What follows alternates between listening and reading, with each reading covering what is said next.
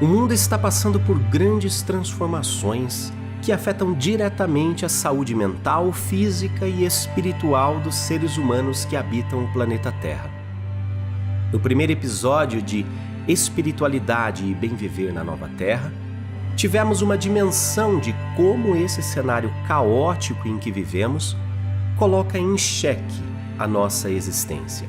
Doutora Mônica de Medeiros e Margarete Áquila nos ajudam a entender quais caminhos devemos trilhar em busca de uma nova realidade, uma nova terra.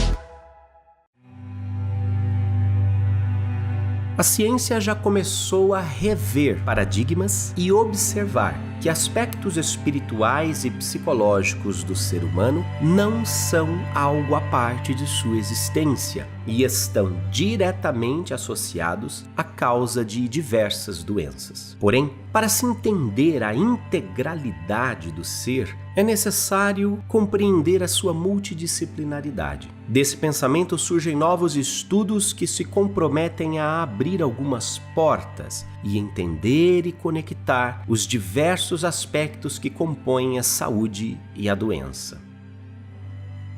A neurocientista Candace Pert, em seu livro Moléculas da Emoção, explica que o ser humano possui substâncias químicas que levam emoções para todas as células do corpo. Assim, nossas emoções, crenças e fé têm o poder de se comunicar com as células e modificam o comportamento do sistema imunológico.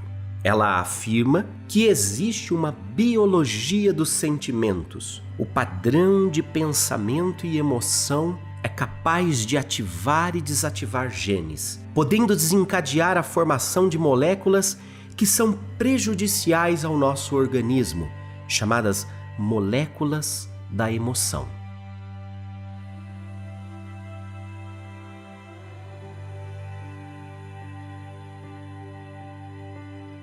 Olha, as emoções regem absolutamente o funcionamento do nosso corpo físico, através dos neurotransmissores. Essas emoções, obviamente, não são do corpo, mas são do espírito que anima o corpo, né? E elas vêm para o corpo físico como ondas elétricas que são captadas através do nosso sistema ativador reticular ascendente, que é o SARA, e geram a formação, ou seja, a síntese de neurotransmissores por parte dos nossos neurônios que deflagram ações hormonais e humorais do nosso corpo. Então as emoções são responsáveis 100% por qualquer saúde ou qualquer doença que a gente tenha. As emoções, quando a gente fala na saúde integral, na verdade elas definem tudo. Existe uma ciência chamada psiconeuroendócrino-imunologia, onde ela estuda esse sistema intrincado de conexão com o que eu penso, com a minha saúde física, por exemplo. Então, através dos pensamentos, eu gero emoções. Vai mais ou menos nessa sequência. As emoções nada mais são do que o corpo sente quando eu penso determinadas coisas. Porque assim que eu penso, imediatamente o meu hipotálamo começa a distribuir para um sistema bem complexo dentro de nós, dizendo que tipo de química que eles vão lançar no nosso corpo através das glândulas endócrinas, né, através das químicas que nós temos nessa farmacinha interna nossa, que está relacionado àquilo que eu estou pensando, da emoção que está vindo daquilo ali. Então todo pensamento gera uma emoção, né? Se ele não for de raciocínio puro, todo o resto tem uma emoção carregada nele. E essa emoção, ela é nada mais do que uma tradução química daquilo que eu estou sentindo. Então, essa tradução química é justamente esse sistema bem complexo que vai trabalhar com o sistema nervoso autônomo, com o sistema nervoso simpático e parasimpático, né, do sistema nervoso, onde mexe com todas as vísceras, onde mexe com os sistemas automáticos, tipo respirar, digestão e todos os sistemas que chamamos de inconscientes. Todos eles estão sendo regulados, né, pelo nervo vago, que é esse sistema nervoso autônomo, o nosso sistema imunológico, o nosso sistema endócrino. Então existe toda uma conversa entre eles, dependendo daquilo que eu penso e daquilo que eu sinto. Aí isso tudo é traduzido quimicamente. Então sabe quando você tem, por exemplo, uma pessoa que te irrita muito, como é que fica o seu corpo? Seu corpo começa a tremer, sua respiração fica curta e rápida, né? É todo o sistema nervoso autônomo que começa a funcionar. Todo o sangue que estava aqui, ele se esvai. Na verdade, você começa a sentir que tudo vai indo para os seus músculos, que eu estou me preparando ou para bater ou para correr, né? Que é o sistema de defesa, de alerta. Então, meu corpo inteiro é movimentado quimicamente dependendo daquilo que eu penso e que eu sinto. Então, se eu sentir raiva, eu vou ter todo um movimento no meu corpo que está coerente com aquilo que eu estou pensando. Então, se a gente for olhar uma pessoa, a gente olha às vezes uma pessoa que é muito doente, a gente fala, nossa, né? Essa pessoa, coitada, né? Na verdade, você vai ter que olhar como ela pensa e como ela sente. Porque com certeza ela está pensando e sentindo com muito conflito, com muito sofrimento, com muita restrição de consciência, que faz com que os sistemas do corpo dela reajam de forma negativa, causando ali num órgão de choque as doenças específicas ou de uma forma sistêmica, quando falamos em doença autoimune, por exemplo, que é sistemático, né? Tem vários sistemas que estão envolvidos e não apenas um órgão. Ah, meu problema é renal. Não, tem gente que tem doença autoimune, como a fibromialgia, por exemplo. Você consegue fazer relação do problema físico com o perfil psicológico dessa pessoa. Então, uma pessoa de fibromialgia, por exemplo, ela tem um perfil de vitimismo, tem um perfil de catastrofismo, tem um perfil de perfeccionismo, que faz com que a pessoa se martirize, se torture constantemente, causando muitas dores no seu corpo, né? É como se fosse um martírio mental que ela faz, que passa para o corpo. Então, todas as doenças são correlatas à estrutura psíquica emocional dessa pessoa. Vivemos numa sociedade onde o normal é estar em desconexão com o nosso corpo, mente e espírito. Muitas vezes, as respostas para promover a saúde em nossa vida podem ser encontradas a partir do autoconhecimento, ou seja, devemos buscar dentro e não fora. A área da psicossomática e a epigenética estudam a integralidade do ser através da correlação entre fatores emocionais, sociais e problemas de saúde junto ao ambiente em que o paciente está inserido e seus efeitos. Assim, fica mais claro compreender por que uma sociedade que estimula o esgotamento dos seus indivíduos possui índices tão elevados de depressão, doenças autoimunes e psicossomáticas. A psicossomática é uma área muito interessante da medicina e muito séria, porque ela analisa o efeito da mente, a psique, no corpo, que é o soma, psicossoma. Então, tudo aquilo que vai em desajuste na nossa mente, nas nossas emoções, na psique, ela vai atuar no corpo físico e atua exatamente nos órgãos de Aquiles, né? Nos órgãos que são os calcanhares de Aquiles. Por exemplo, o intestino, que é o nosso segundo cérebro, né? Um órgão fabuloso, né? É sensacional o que o intestino faz. Essa descoberta foi maravilhosa, né, da ciência. Pessoas que guardam muito, calam muito ou querem muito se controlar tendem a ter o intestino preso.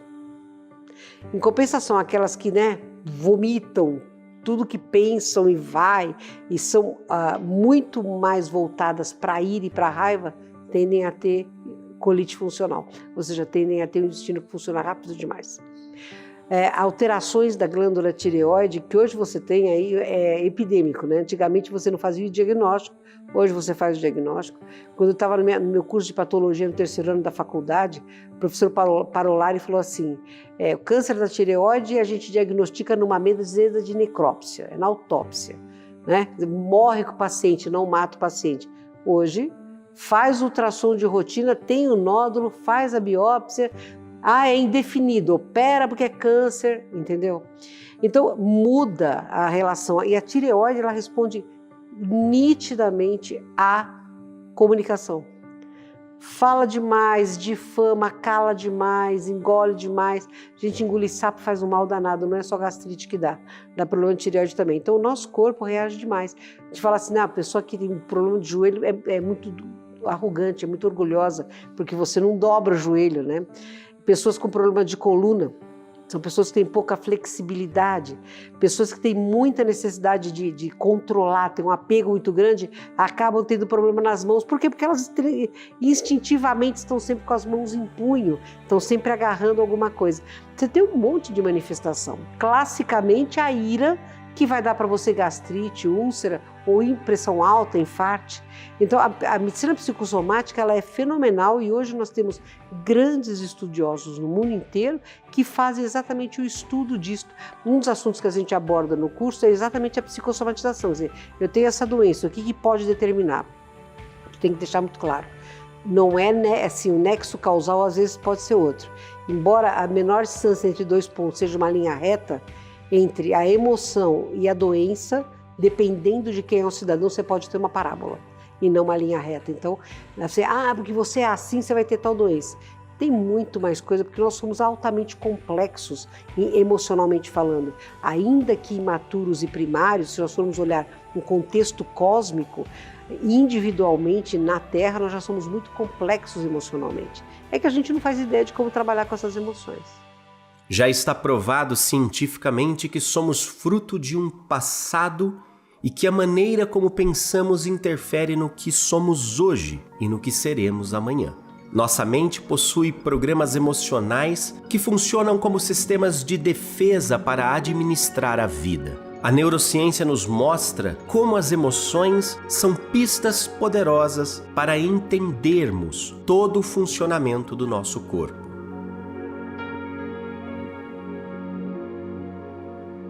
Ao cristalizar pensamentos, criamos e reforçamos crenças para nos proteger do mundo externo, mas muitas vezes acabamos por ferir o nosso mundo interno.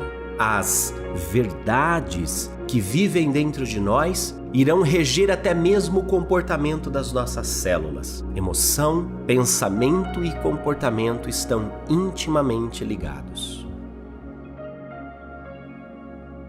Programas emocionais são hábitos que nós temos de pensar, de sentir e de se comportar, que estão registrados no inconsciente. Inconsciente significa não está à minha vista, eu não consigo raciocinar sobre aquilo, ele é automático e quando eu vejo eu já estou executando aquele programa. Então são maneiras de agir diante da vida muito automáticas. É como, por exemplo, isso quando se forma normalmente na infância, na primeira e segunda infâncias. Então até os 7 anos é vital esses programas emocionais, onde a criança vai definir para ela o que é o mundo, o que são as pessoas neste mundo, e quem sou eu neste mundo. Então, se um pai ou uma mãe, por exemplo, não são empáticos com a criança, ou seja, eles não olham para a criança, eles não percebem quando a criança está sofrendo, eles não explicam o que a criança está sentindo, os processos dela, né, o que está acontecendo com ela, ou seja, a criança não é vista, não é reconhecida, não é respeitada, pais que ficam xingando a criança, chamando disso ou chamando daquilo de forma pejorativa ou humilhante. Isso tudo vai formando a criança dizendo: ah, então é isso que é a vida? Então me relacionar com as pessoas significa isso, né? Não ser amado, não ser respeitado, em quem se é e etc. Ela vai construindo como é essa vida, como as pessoas a tratam, como ela é vista e como ela acaba se vendo também. Porque um pai e uma mãe que humilham muito uma criança, a criança vai achar mesmo que ela não vale a pena, que ela é um zero à esquerda e que é assim que tem que ser. Então, quando a gente faz isso na primeira e segunda infâncias, quando a gente vai registrando essas relações que nós temos, nós nos vemos automaticamente repetindo esse processo durante a vida adulta, durante a juventude e durante a vida adulta. Então, a vida, às vezes a gente passa a vida inteira reagindo a coisas que aconteceram na nossa infância. Então, o relacionamento do casamento, o relacionamento com os filhos, com a família, vai ser exatamente o que aconteceu na sua infância. Você vai repetir os mesmos processos. Então, você casa com pessoas muito parecidas com seus pais, que te tratam da mesma forma como você foi tratado, repetindo processos e repetindo padrões. Por isso que chamamos de programas, porque eles vão repetindo e sempre sendo executados da mesma maneira, sem que a gente tenha controle sobre eles, sem que a gente reconheça esses padrões, e nós repetimos os mesmos sofrimentos, né? Por isso que é importante a gente olhar o que repete na sua vida, que situações conflitantes. Com certeza é um programa emocional que você traz. A promoção de saúde é capaz de romper paradigmas. Doutora Mônica de Medeiros considera a saúde uma competência da consciência, dizendo ser possível ativar e inativar genes sem, contudo, alterar o nosso mapa genético. Existe um nexo causal entre as emoções e a saúde. Bom, eu considero que a saúde é uma competência da consciência, porque na verdade sou eu, o espírito, que escolho se eu vou viver com saúde ou vou viver com doença, né? Nós não somos vítimas, para mim é muito claro. Nós somos a causa e, portanto, temos que colher a consequência. Quando eu decido ter saúde, eu tenho que me mover no sentido de prover para o corpo, que é simplesmente uma taborrão da alma, as condições dele estar saudável, né? Você não pode culpar o mundo, não é o mundo que é culpado. Você determina para si próprio a possibilidade da doença. Então, é vítima quem é o algoz, né? Você escolhe que tipo de vida você quer ter, você escolhe como você quer cuidar do corpo. Eu sou um péssimo exemplo, porque eu sou altamente indisciplinada, vivo estressada, né? Porque tem 500 coisas ao mesmo tempo, e o meu corpo é maravilhoso, porque se ele fosse um corpo menos maravilhoso, eu já nem estaria mais aqui. Eu escolho como eu quero viver. Não existe nada que você fale, isso é irreversível. Até a página 2. Hoje talvez seja irreversível dentro do nível científico, mas está aí a medicina chinesa, está aí a medicina indiana, provando que não existe tanta irreversibilidade assim. Vamos somar os conhecimentos, mas sobretudo despertar para a grande verdade. Eu só colho o que eu planto.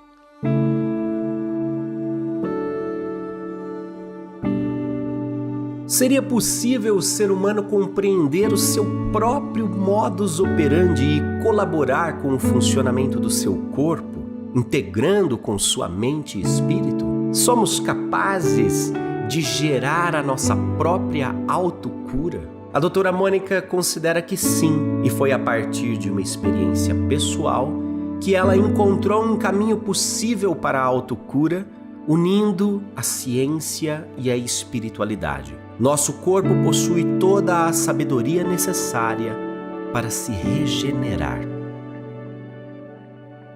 A cura celular é um processo que existe um sistema muito, muito perfeito, e o Hermes Trismegisto estava certíssimo quando ele falou: o que é em cima é embaixo. Se você pegar uma fotografia do universo, pegar uma fotografia do sistema nervoso central, você fala: nossa, é a mesma coisa, é a mesma estrutura. Nós temos dentro das células um esqueleto que é formado por microtúbulos. Essa mesma estrutura está presente nos nossos chakras. O que são os chakras? São aqueles vórtices de movimentação de energia da terceira dimensão para as outras dimensões, quarta, quinta, para onde for. E você vai para a aura, e a aura é formada também por microtúbulos.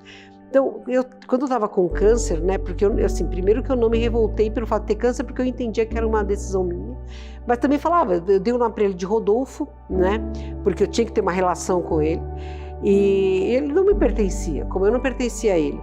E aí, sabe quando você está assim, de repente você fala: puxa, né, microtúbulo, eu falo: pera um pouco, mas e se eu fizer uma via? E aí eu comecei a ver a energia vindo, curativa, vindo pelos microtúbulos da aura, entrando nos microtúbulos dos chakras que se conectam diretamente ao citoesqueleto, que são microtúbulos. E eu comecei a fazer essa linha de entrada de energia de cura e a mesma linha de saída da energia da doença. Mas eu também trabalhando comigo, né? Mas o que gera quais são as possibilidades de você ter a doença que você tem? Isso pode ser causa, isso pode ser causa. Ah, mas isso aqui é mais provável que eu tenha esse comportamento. Eu comecei a trabalhar naquele comportamento que eu considerava a possibilidade maior de ter gerado. Então eu fui trabalhando no autoconhecimento, com caminhos energéticos e com quimioterapia e radioterapia, mas muito menos do que estava preconizado de eu usar. Eu deveria ter usado 2 anos de químio. Eu usei 4 meses, né? Em 2 meses o tumor tinha sumido. Então, ok, eu fiz o que tinha que fazer, mas eu trabalhei também holisticamente, espiritualmente, combatendo o meu tumor, né? Então, a partir daí eu percebi que funcionava e comecei a aplicar nos gatos e funcionou. Então você fala: bom, então aí tem algum método além, né? E é isso que a gente quer passar para as pessoas. É milagre. Não, não é milagre, é ciência. É caminho de energia, é via. São os buracos de minhoca que tem no universo e que a gente tem nos nossos sistemas também. Quando eu descobri que eu estava com câncer, falei: bom, chegou a hora de eu morrer, porque olhando todos os exames, fazendo estadiamento da doença, o câncer você faz estadiamento de T1 até T4, dependendo do nível de envolvimento regional e a distância. E o primeiro colega que viu, ele falou: olha, você já é um T4, para você o tratamento é só paliativo e tal.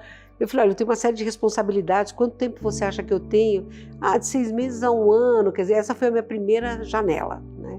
Eu falei: bom, 6 meses a 1 ano debaixo de sofrimento, mas eu tenho muita coisa que eu me sinto responsável, né? Aí eu comecei já pedi ajuda espiritual, pedi mesmo, passei por cirurgia espiritual com o espanhol cocheliana. Como eu sou cética, eles me permitiram sentir os aparelhos sendo colocados e operando, mas eu fiz a parte clara que eu tinha que fazer de quimio e rádio e dieta alimentar e todo aquele sistema. O que eu percebi é que eu não precisava ser passiva na história, eu podia ser ativa. E foi essa conduta de eu sou ativa e eu comando o processo que fez com que eu não tivesse parado de trabalhar. Eu continuei trabalhando normal, eu entrava às 7, saía ao meio-dia. A minha superior, a minha gerente, foi bárbara, porque ela entendeu, ela me liberava ao meio-dia, me liberava horas a menos, mas eu fazia tudo o que eu tinha que fazer em 5 horas para ir para a radioterapia. Eu faltei 3 dias no trabalho, foi dias que eu estava muito ruim da quimioterapia, vomitando muito, eu não consegui, o resto eu fui, porque eu não aceitava, eu não sou doente, eu estou com um ser em mim que é doente, que é o câncer, mas ele não me pertence, então isso não é meu. Então eu criei uma capacidade de reação muito forte, eu não me sentia doente, eu estava vivendo um período com um hóspede indesejado, e isso é que me deu muita força para vencer o período todo, né? Sobretudo, eu não me revoltei. Eu aceitei. Minha mãe falou para mim: não é justo. Eu falei: é justo, sim. Se não fosse justo, eu não estava aqui. É muito justo. O fato de eu não ter me revoltado, de eu ter aceitado, ajudou. Mas o fato de eu ser ativa, de não deixar, eu não me deixei vencer. Eu me tornei um câncer com pessoa. Eu era uma pessoa com câncer, né? Então a doença nunca foi importante o suficiente para me tirar do meu caminho. Conheça o curso Saúde, uma escolha do espírito, ministrada pela doutora Mônica de Medeiros no Círculo Escola Filosófica. As matrículas para 2022 estão abertas por tempo limitado. As informações você encontra em www.circuloescola.com.